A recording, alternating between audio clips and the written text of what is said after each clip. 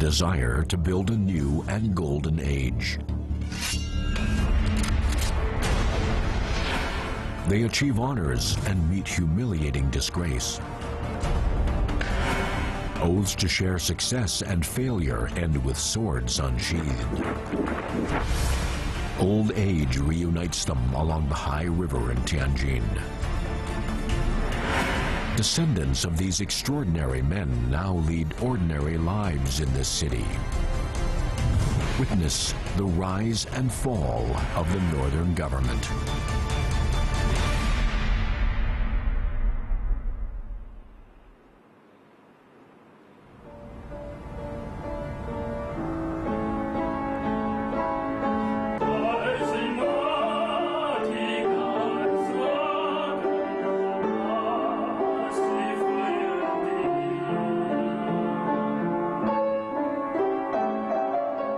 Yuan Zhecheng is the grandson of the first president of the Republic of China, Yuan Shikai.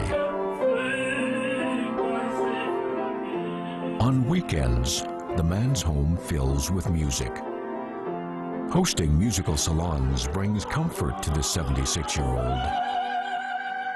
The music lovers here are mostly his old colleagues and friends.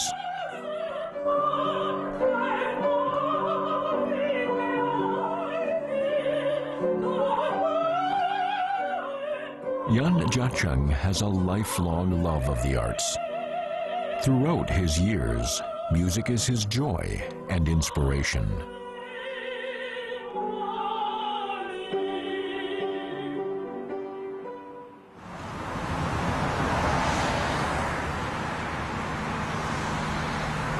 These European-style buildings here are the former home of another man who would be president of the Republic of China, Xu Shicheng. His grandson, Xu Fuhuan, was born here, and his grandfather's calligraphy and painting fills his childhood memories. When he moved away from the district in the 1960s, those works were lost. The building is now a state-owned bank. Tianjin nurtured Yuan Shikai and Xu Shicheng's rise to power in politics.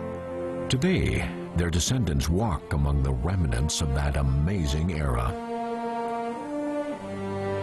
Yuan Shikai and Xu Shicheng were high-ranking officials in China during the late Qing dynasty. After the dynasty collapses, they each became presidents in the new republic.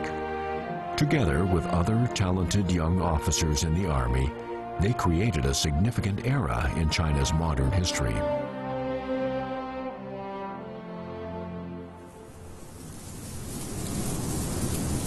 In 1877, 18-year-old Yuan Shikai and 22-year-old Xu Shicheng are students from Henan province.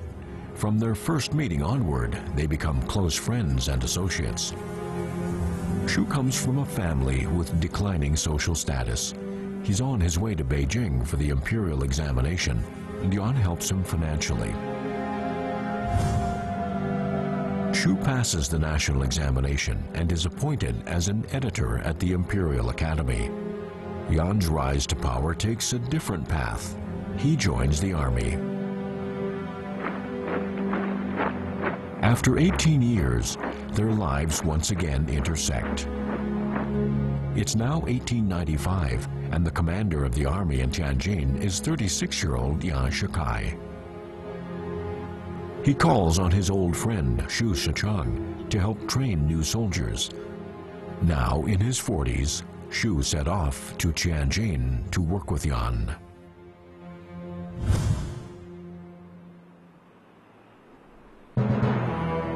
China is recovering from its crushing defeat in the First Sino-Japanese War. There is an urgent need to modernize and train a new army. This task becomes China's top priority. Yuan Shikai, Xu Shicheng, and a group of young soldiers gather at a spot 30 kilometers away from downtown Tianjin.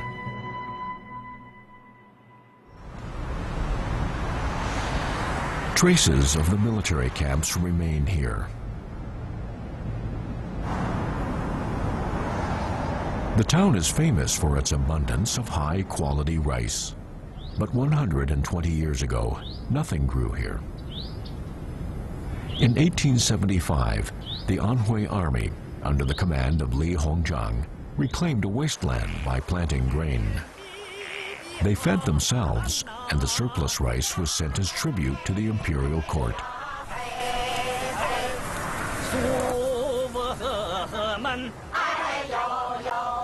The soldiers of the Anhui army hummed songs from home as they worked in the fields. Folk songs with an Anhui flavor can still be heard here.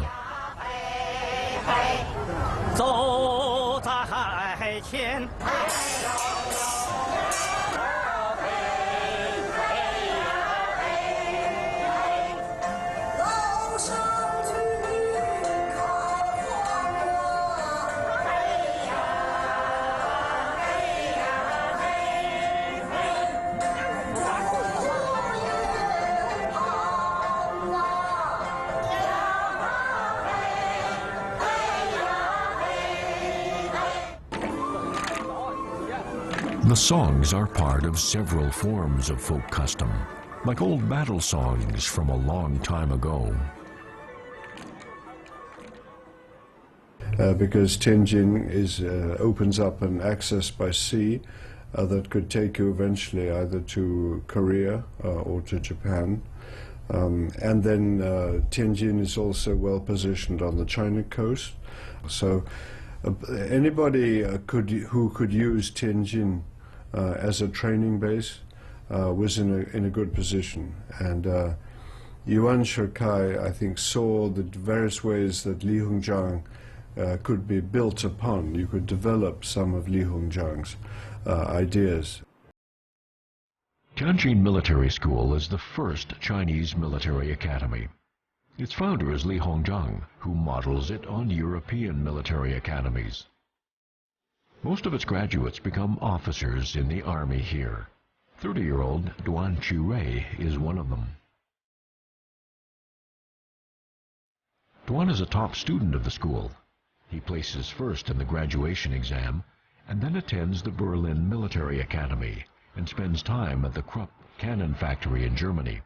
He's impressed by Europe's advanced military concepts and eager to introduce them to China.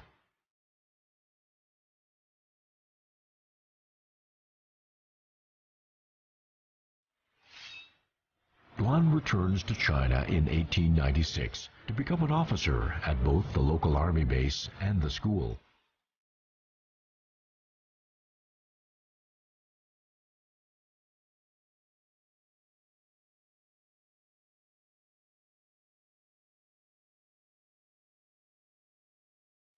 Most of the foreign instructors are from Germany. The 7,000 soldiers are organized along lines copied from the German army in structure of divisions, infantry, cavalry, artillery, engineers, and other units. They have the most advanced weapons of the time: Krupp cannons, six-shooter revolvers, and Mannlicher guns.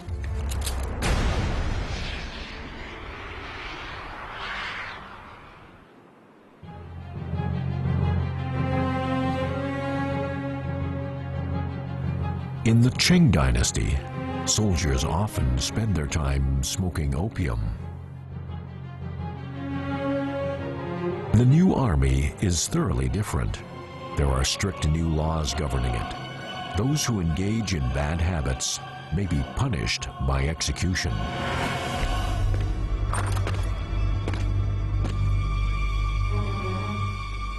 Yuan Shikai once comes across an officer using opium.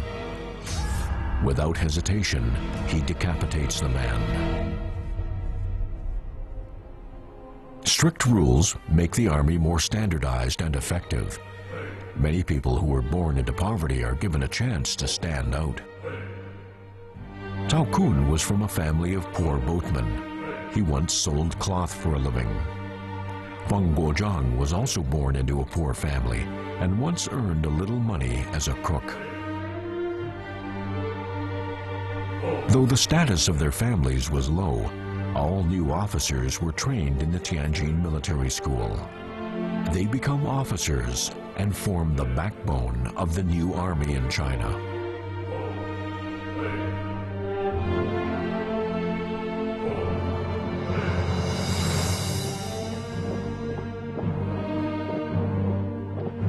These fresh-faced officers have no idea that they will one day dominate China's politics and military.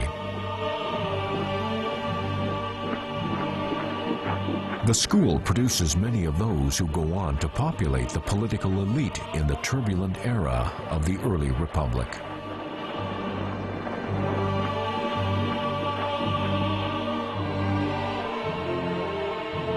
In 1905, military attachés from foreign embassies and journalists are invited to watch military exercises by the new army. They are surprised to see the soldiers no longer have long braids.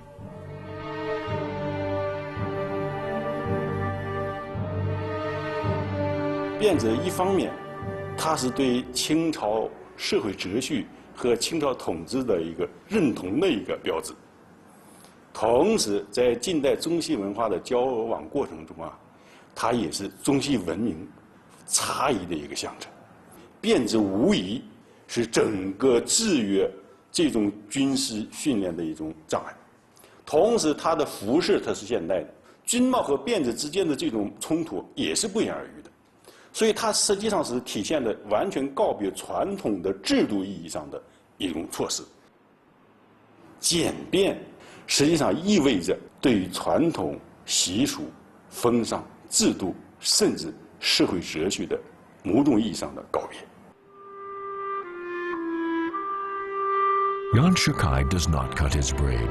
It remains necessary for dealing with the imperial court. He keeps his braid until 1912, when the Republic of China is founded and he becomes its president.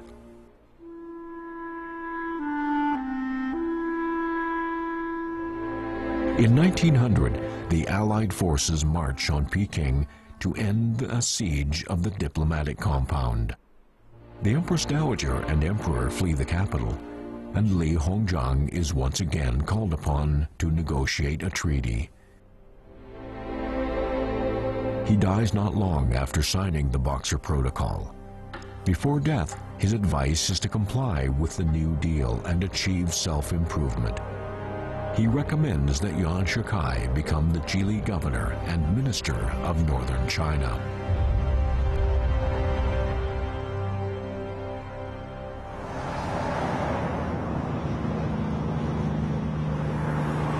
During their two-year occupation, the Allied forces locate their interim government in the northeast corner of the old city of Tianjin, on the west bank of the Hai River. One of his first problems is how to govern Tianjin. Yan's grandson, Yan Jiecheng, and historian Luo Shewei are old friends.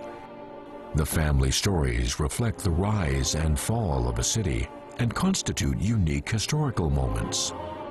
我们现在的左前方，就是过去啊天津老城的东北城角。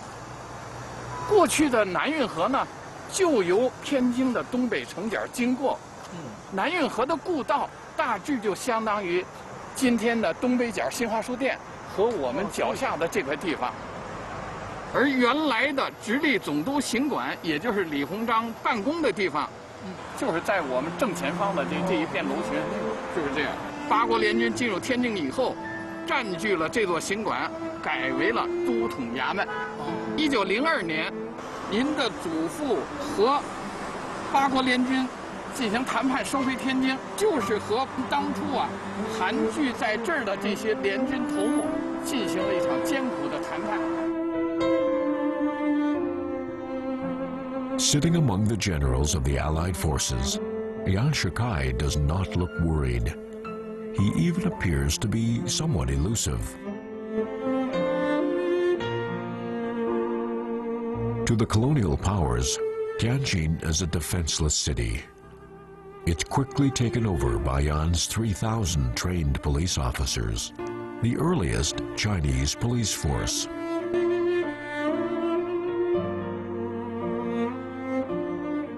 那么到了这个1902年以后，天津就出现了设定那个警察分段管理，然后警察要有固定的人站在大街上来管理交通，就出现了所谓站岗，就是直到现在人们还叫站岗。这个站岗的词就是当时才出现的，就是天津出现的。Instead of being in the service of government offices, as in the old days, the police are visible in various roles all over the city. They play an indispensable part in city life. Police stations are established in Tianjin. In addition to public security and traffic management, the police handle firefighting duties and public health management.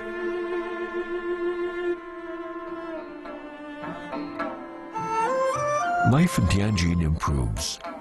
A city with its share of crime is suddenly the one with the best public security in the nation. There are periods of several months where no burglaries are reported. Even foreigners admire the sense of public order.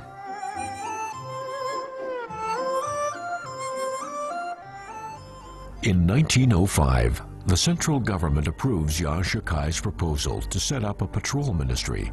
One of his associates, Xu Shicheng, is the minister in charge. Tianjin has many foreign concessions, a grave concern to the Qing imperial court. To break free of constraints imposed by foreign powers and to establish equal dialogue with the outside world, there is a great need for judicial reform. Tianjin houses 9 foreign concessions and becomes a testing ground for reform. 我们完全从古代以来，我们自己走了一套，就是皇权体制下的这种公检法，所有的权利，行政、司法、立法第3权，通通都集中在一个人的手里面。司法独立的真正的要义，就是司法的专业化原则。当时晚清改革在这是非常明白的，专业化，设立法院，设立检察院，这都在直隶地区最先实践起来的。 At the beginning of the 20th century, Tianjin becomes the model for many Chinese cities. People living in the city were full of hope. They regained their dignity through reform.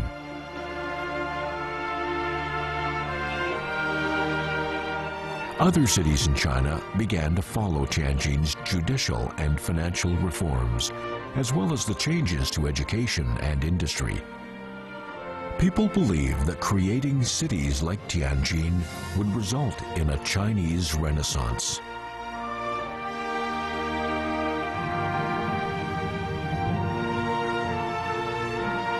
The positive changes in Tianjin became the Northern Army's political capital. Yuan Shikai's legend is growing. This may not have been on his mind when he gave up his academic studies to join the army. The New York Times calls him one of the most important contemporary figures in the Qing Empire.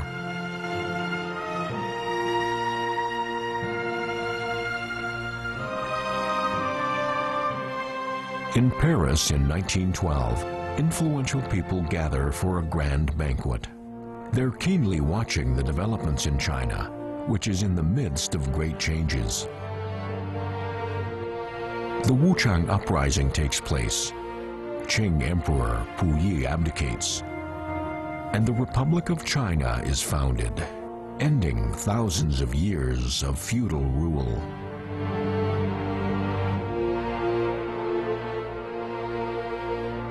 At this time, most countries in the world are still ruled by monarchs. Le renversement de la monarchie, la plupart des Français pensaient que le système bureaucratique était complètement pourri et n'arrivait. Et donc c'était une bonne chose finalement qu'on change le régime. Mais ils ne pensaient pas que ce changement brutal pouvait réussir. This is the era of the Republic of China. The silver coins in circulation still bear the mark of the Qing dynasty. but the gleaming characters Northern Government begin to appear on the coins, with a curled-up dragon visible in the center.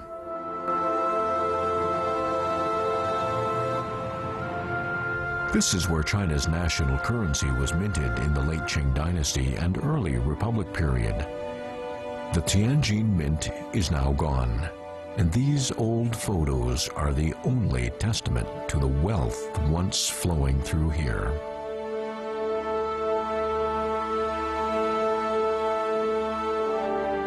In 1904, great Qing dragon coins are produced here.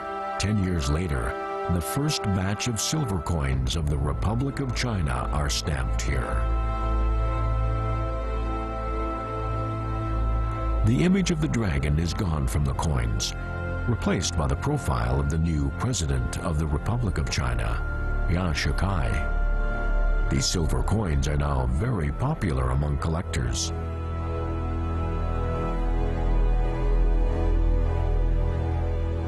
Just a year later, a batch of new silver coins is produced at the mint.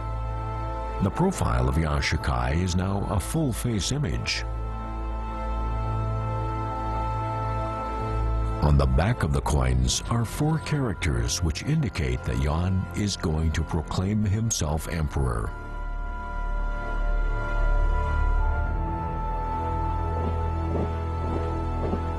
Hearing this news, the generals he trained in Tianjin all abandoned him. His old friend, Xu Shichang, falls silent. Feng Guozhang and the southern armies make it clear they will not support a new monarchy. Duan Qirui retires from political life.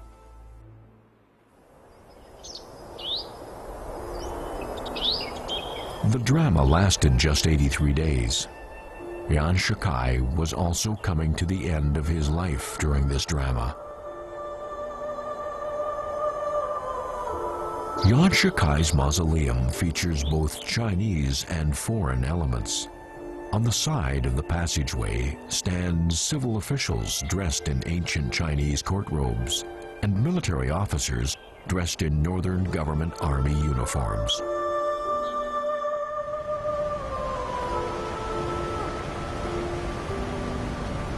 In the last days of his life, Yuan planned to abdicate as president and retire to seclusion in Tianjin. The costly house he's building in the Austrian concession would not be completed until 2 years after his death. The home was never occupied by its intended owner.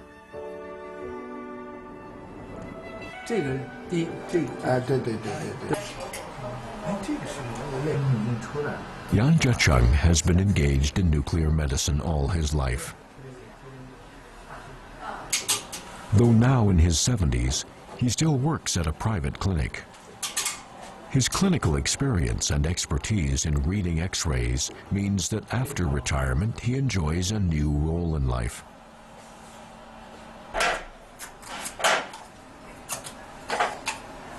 Most of Yuan Shikai's sons and grandsons studied overseas. The most famous of Yuan Shikai's grandsons is Lu Yan, a well-known nuclear physicist. 当时是周总理接见的，当时就跟他说，笑着对他说：“你的祖父是政治家，你的父亲又是文学家，指的是袁克文，你呢？” 又是现在的科学家，你们袁家3代出了3个家，我自己的抱负呢，也就想好好念书，一直按部就班的到大学毕业，然后也留学，然后做第2个袁家的博士。This is the former presidential palace. As Yuan Shikai leaves the stage, his old friends become enemies. There are constant conflicts and upheavals for a decade. Different parties draw swords around the presidential seat of power. The man who sits in the chair feels like he's on a bed of nails.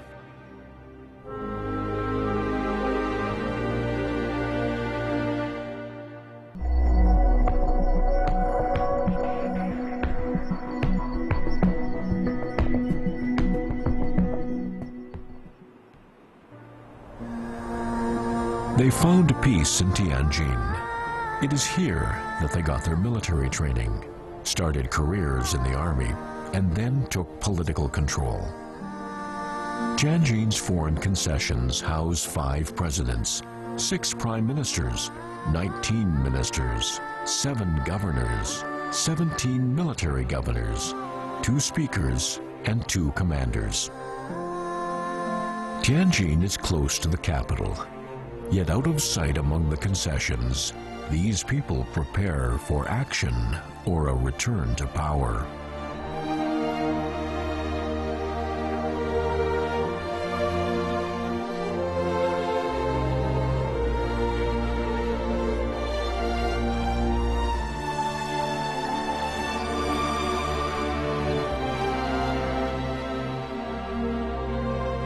Their descendants now live ordinary lives in the city.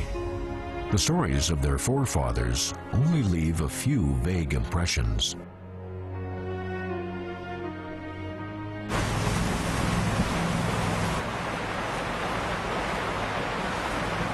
Yuan Shikai's mansion sits beside the high river and forms a unique vista.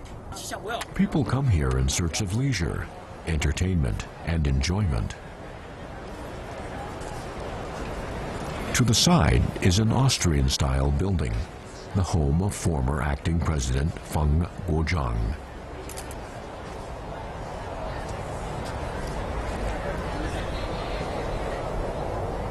These 2 Western-style buildings are popular tourist attractions in Tianjin.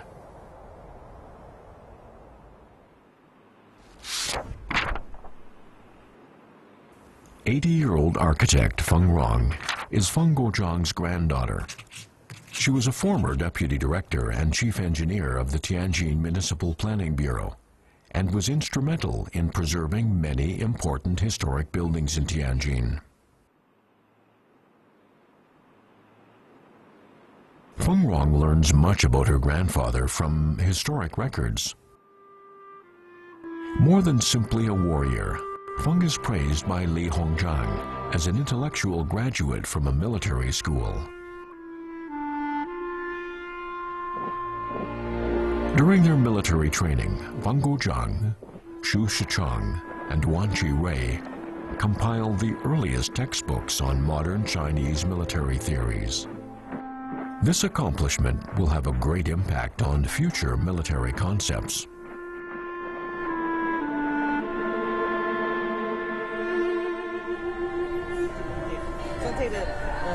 Though she's retired, Feng Rong remains concerned about the protection and restoration of old houses in the city. 上面那些砖还是好的，那底下那层砖实际上是换过了的，换过了的它是掏砌的，要剪在这。哎，对对对，有些有剪那个地方就是经掏过的，这种就是说的用原来的砖。现在我们呢，为了保护这些建筑，还建了一个叫旧材银行。 就是旧材料银行，哪个地方有拆迁有什么，我们都赶过去，把好材料、木材啊、砖呐、石头啊什么的都给收过来，瓦，收完了以后呢，我们就存起来。一盖这些建筑的时候呢，我们就弄上去。老城里头丢着的东西啊，这真是应该掉眼泪。是。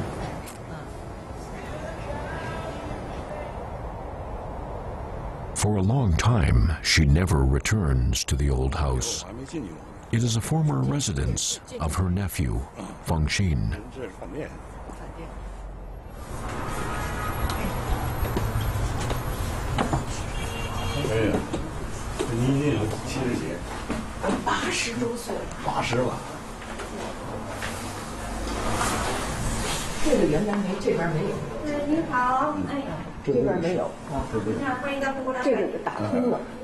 This 我估计是我祖父在这儿做那个直隶总督的时候住在这儿，因为直隶总督你必须有官邸，住那时候。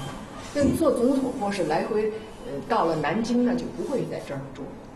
做过一个时期，多少时候我不知道，做过直隶总督，袁世凯走了以后可能。来。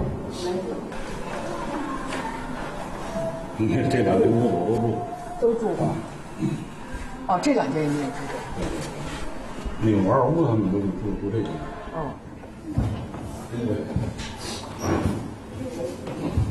慢走，慢走，前面小心台阶。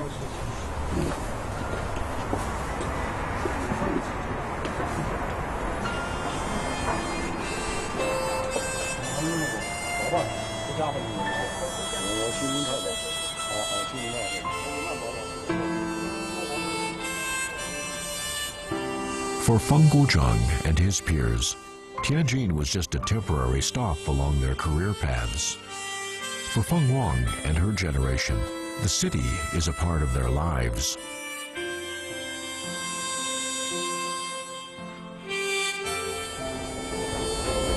The trip between Beijing and Tianjin takes 30 minutes these days.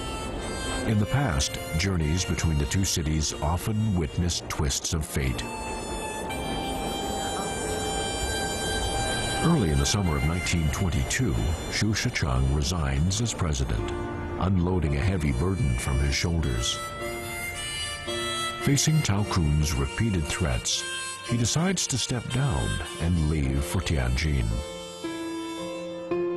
The train sets off and the crowd fades away.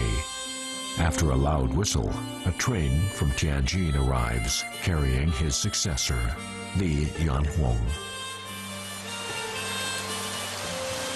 The old friends of the northern group fight for power and declare war on each other. Yet a change of power takes place peacefully.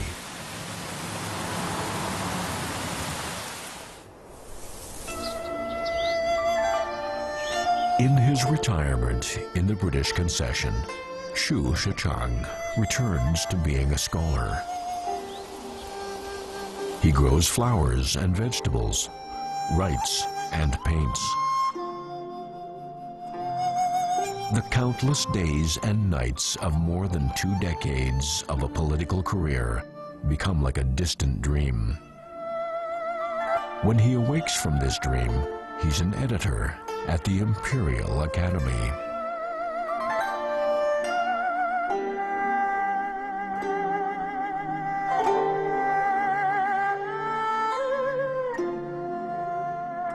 Xu Shichang avait l'idée de promouvoir la culture chinoise.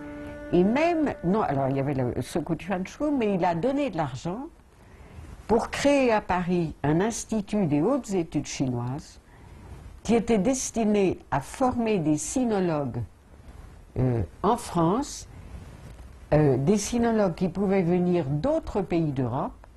Et cet institut existe toujours. Il n'est pas avec l'argent de Xu Shichang parce qu'il a donné très peu d'argent. Il a donné un tout petit peu d'argent et ensuite ça a été financé par le gouvernement français. Wang Changfeng works at the Tianjin Library. His department is responsible for organizing files from the period of the Republic of China. Today, the history of that period receives great attention.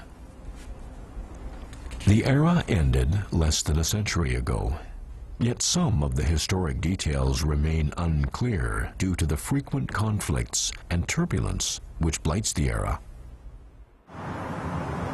Wang Changfeng is from Tianjin's 5 Avenues area and was a neighbor to many descendants of northern government officials. He watched the rise and fall of their families. He hopes to restore more details of this important period of Chinese history through oral interviews. 在这边种，这棵树就是我种的白蜡树，白蜡根。现在是长得这么高。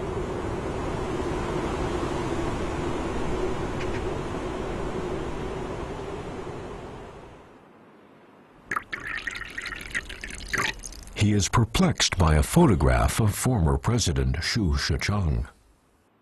当时法国巴黎大学呢，一共授予这个英语博士学位，一共就有2个。一个是他，一个是美国总统威尔逊。据我们知道，没有第3个。我们理解就是法国式过程，法国复式。因为法国就是3色旗呢。所以他这里边就是说，他接受了苏联色友服，而且还穿着苏联色友服照相，这根本这就是瞎演绎，就是那时候袁世凯早就不在了，早就不在了啊，红线也不存在了，这个是主流的误传，这还不是说别的方面，包括咱中国档案馆都是这样存的。这个是他从北京下野之后回到天津，在天津这个宅子，这个背景是天津这个宅子，在这1楼的高台阶上面照的。There are plenty of misinterpreted stories about the northern warlords. Wang Shangfeng takes his interviews of decades and turns them into a lecture series called The Past Lives of House Owners of the Five Avenues area.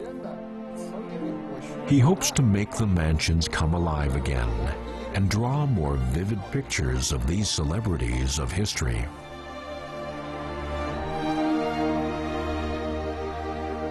Tao Kun was the 5th president of the Republic of China. In Tianjin, he maintained the habits of a soldier.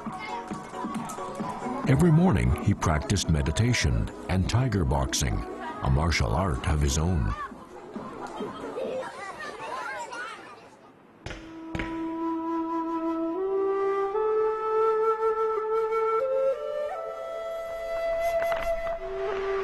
His style of handwriting is similar to his combat style, fast, sharp, and clean.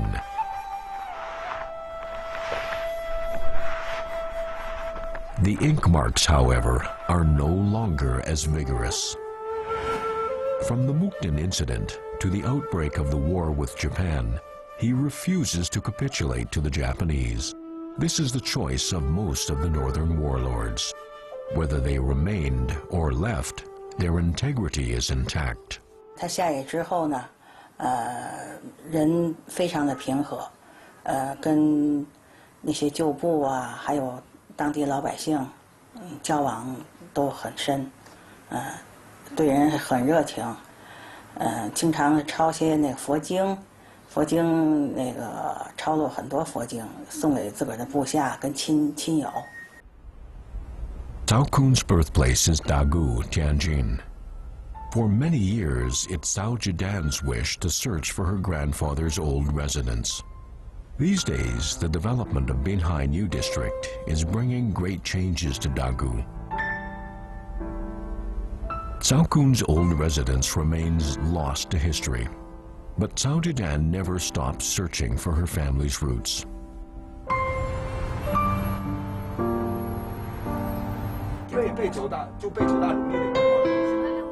Chen Guangmian is in his 60s and runs a small shop. His life is busy and happy. His grandfather, Chen Guangyan, was another legend of Tianjin. Chen Guangyan was born into a poor family, but changed his fate through enrolling at the Tianjin Military School. After he retired, this military governor returned to Tianjin. He invested in the finance industry and accumulated great wealth. He owned countless properties.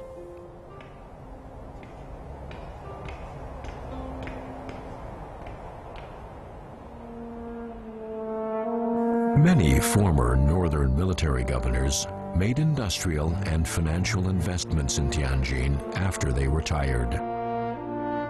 They invested in almost all of the most important companies in the city. They owned several banks and pawn shops and purchased a lot of real estate.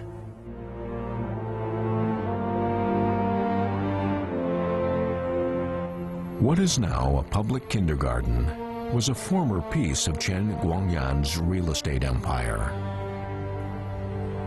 那个房子原来就是爷爷的爷爷盖的，不是我的，是爷爷的爷爷盖的。 In Tianjin, properties linked to the northern warlords are everywhere. One of them, however, ends up with no place to live. He's the former prime minister of the northern government, Dunhuang. In 1926, former President Li Yanhong files a complaint in the courts against Dunhuang over a huge debt. The lawsuit between the former president and prime minister causes quite a sensation in Tianjin. While he was in power in Beijing, Li Yanhuang made frequent concessions to Duan Qirui. After they retired in Tianjin, things changed. Li invests in more than 70 factories, mines, and banks. But Duan Qirui is plagued by debt. The situations of the two men change in an instant. The lawsuit is sensationalized in the newspapers. In the opinion of many people in Tianjin, both men enjoy very good reputations. Duan Qirui doesn't own a house, and during his few years in Tianjin, he stays with his brother-in-law.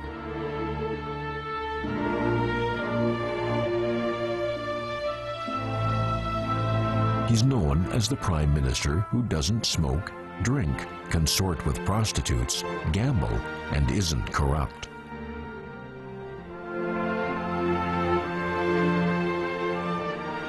Peking University students vote for the big men in China, and he receives more votes than most politicians and soldiers.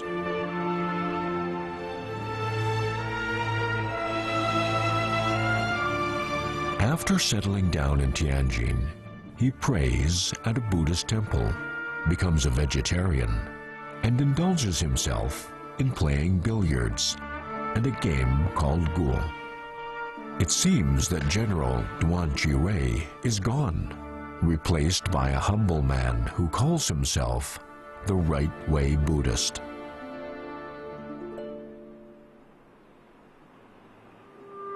Every year on October 10th, Li Yanhuang's courtyard was open to everyone. There were fireworks and movies shown outdoors.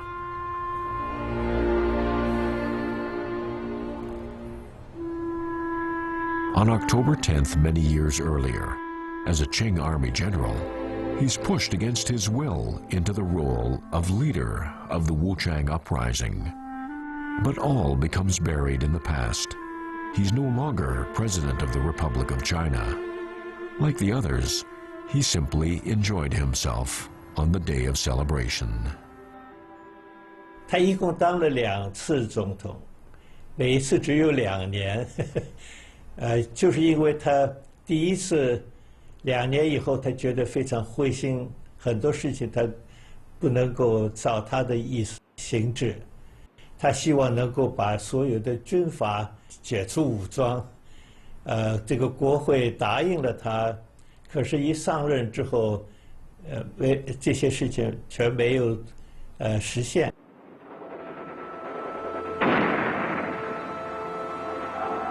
In 1928, the National Revolutionary Army approaches Tianjin on its northern expedition. To the sounds of battle songs, Li Yanhuang passes away. Early the next morning, Tianjin is filled with the flags displaying a blue sky and white sun.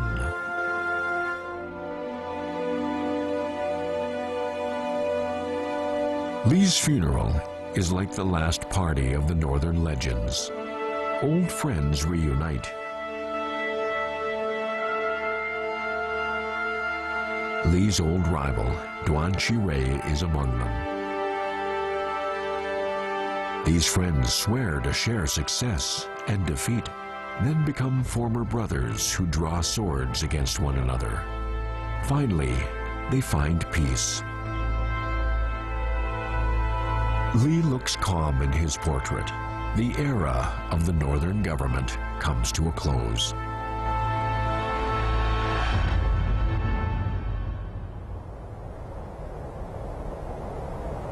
More than 40 kilometers from downtown Tianjin is the Beihai New District. It's now one of the fastest growing regions in the country. This temple is undergoing its biggest expansion and renovation since its founding. It also welcomes a special guest. After years of searching, Cao Jidan finally locates the old house of her grandfather, Cao Kun. The temple is next to Chao Kun's former residence and was once a wonderful place during Chao Kun's childhood. The turbulent days of a century ago disrupted the tranquility of the boatsman's family. People and things in the past were marked by history in a unique way. This simple act is filled with a sense of destiny.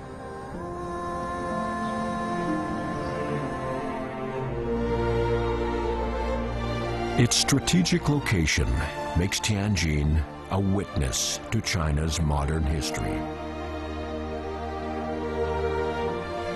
Where the Hai River meets the Bohai Sea, the twists and turns of honor and disgrace can be sought out from behind the facades of its historic buildings.